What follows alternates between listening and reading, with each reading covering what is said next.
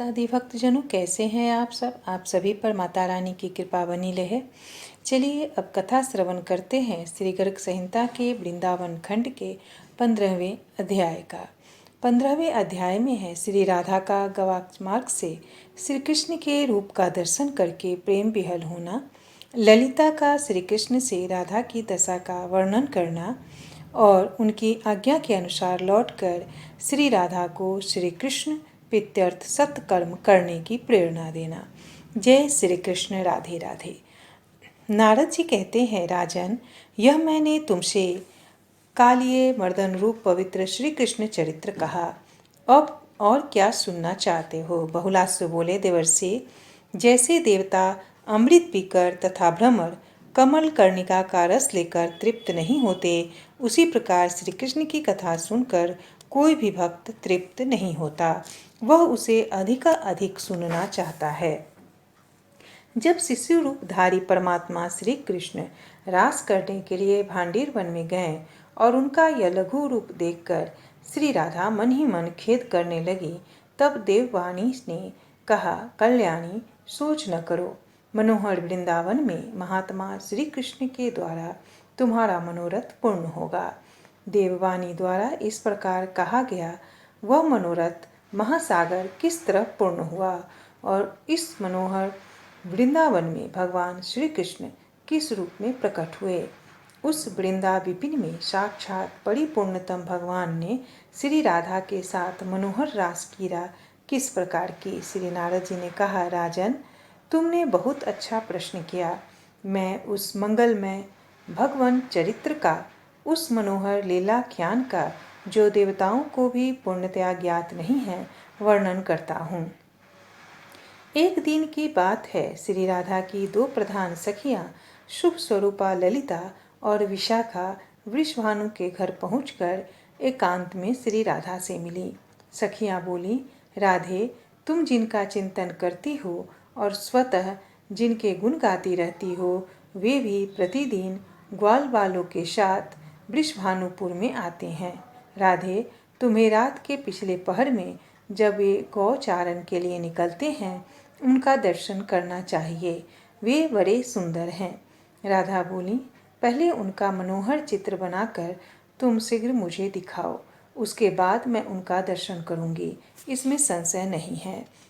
नारद जी कहते हैं, तब दोनों सखियों ने नंद नंदन का सुंदर चित्र बनाया, जिसमें नूतन यौवन का माधुर्य भरा था। यह चित्र उन्होंने तुरंत श्री राधा के हाथ में दिया। यह चित्र देखकर श्री राधा हर्ष से खिल उठी और उनके हृदय में श्री कृष्ण दर्शन की लालसा जाग उठी।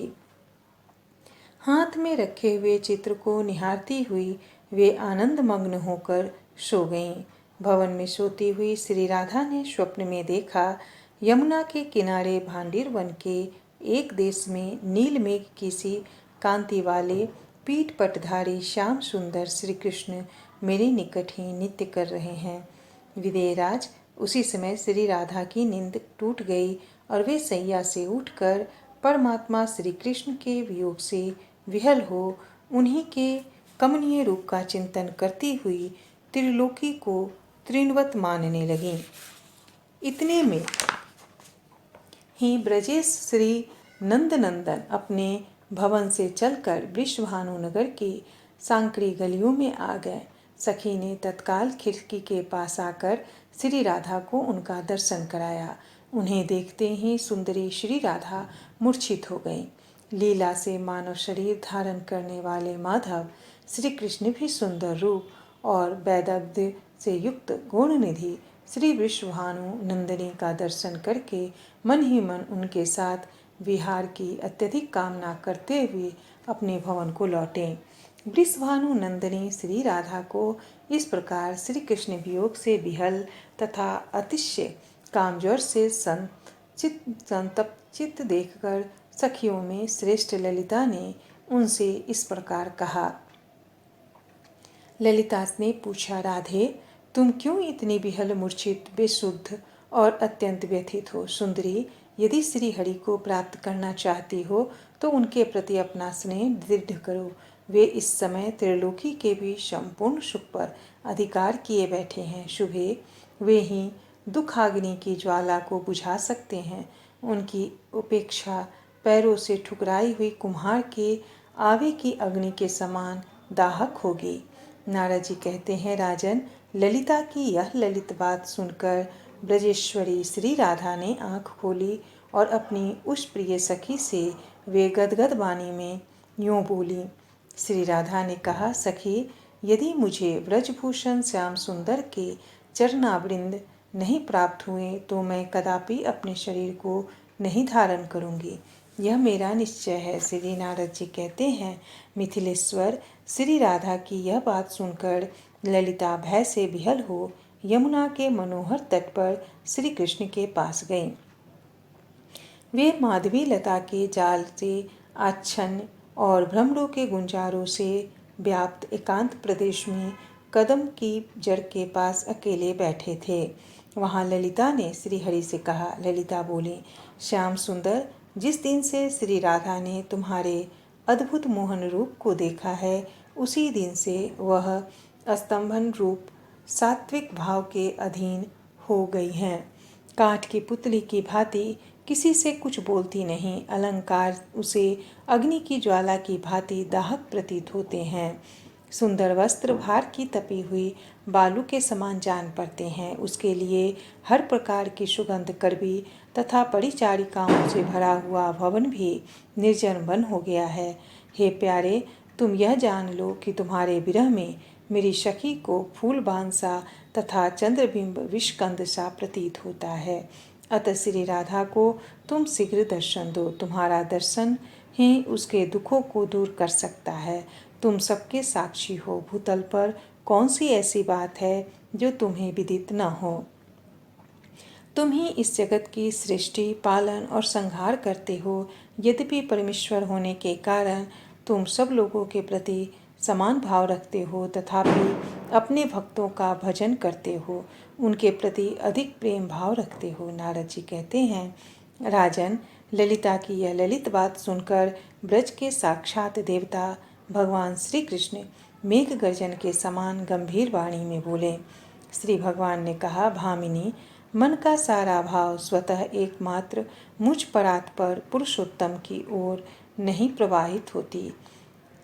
अतः सबको अपनी ओर से मेरे प्रति प्रेम ही करना चाहिए।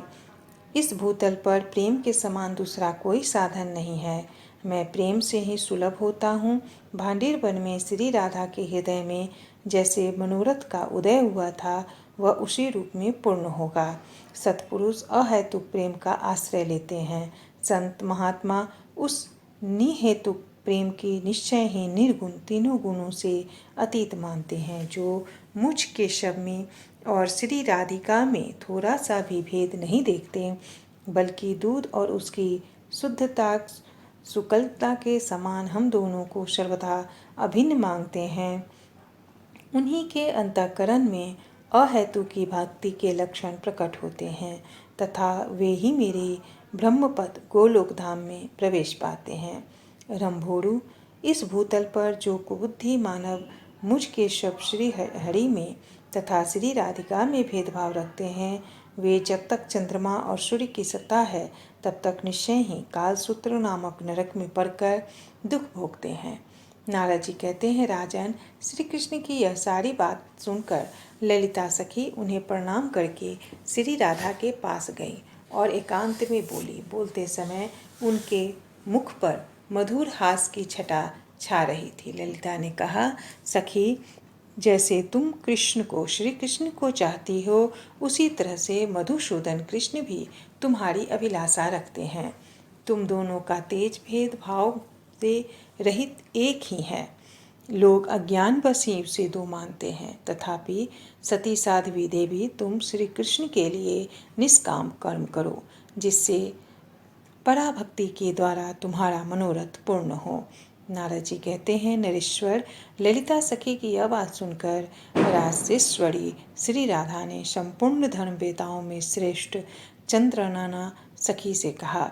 श्री राधा बोली, सखी, तुम श्री कृष्ण के प्रसन्नता के लिए किसी देवता की ऐसी पूजा बताओ जो परम सौभाग्यवर्धक, महान, पुण्यजनक तथा मनोवांछित वस्तु देने वाली हो। भद्रे महामते, तुमने गर्गाचार्य जी के मुख से शास्त्र चर्चा सुनी है, इसीलिए तुम मुझे कोई व्रत या पूजन बताओ।